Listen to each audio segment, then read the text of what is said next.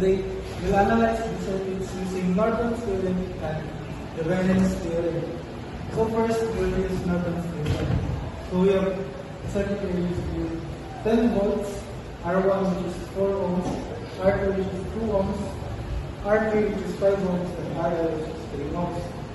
So here are the given. We have RL plus 3 ohms, and we are going to find RL and IL. So for first, we will make a short circuit. So we have here the diagram for short circuit. So in order to solve RL, we will use R3 plus R1 parallel to R2.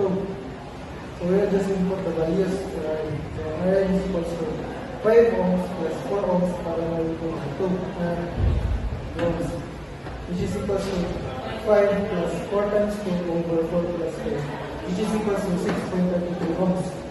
So second, we will use this diagram to get the IN. So in order to get the IN, we will use the formula of I times 2 over 2 plus 5. However, we don't have I, so we will solve first for the I. In order to get I, we will use V over R, which is 10 over 4 plus 4 plus 5 times 2 over 5 plus 2, which is 1.84 ampere. So we will substitute the value of I.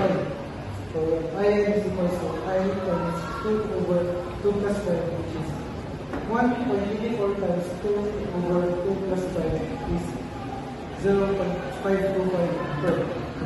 So third, to get IL, we will use this diagram. IL's formula is 0.525 times 6.33 over 6.33 plus 0 is equals to 0.356 ampere. Next is the Thevenin's theorem. So we have here a circuit with 4 ohms, 8 ohms, 5 ohms, and 5 ohms. So to get the RTH, we will use 4 parallel of 4 plus 8 parallel of 10.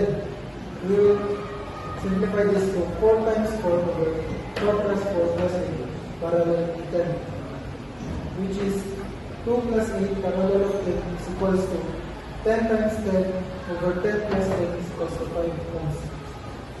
So to get IL, we will use this diagram. IL's formula is 5 over 5 into 4 plus 5 is equals to 1 over 2 or 0.5 ampere. Then we will get I1. I1 formula is Vs over I1.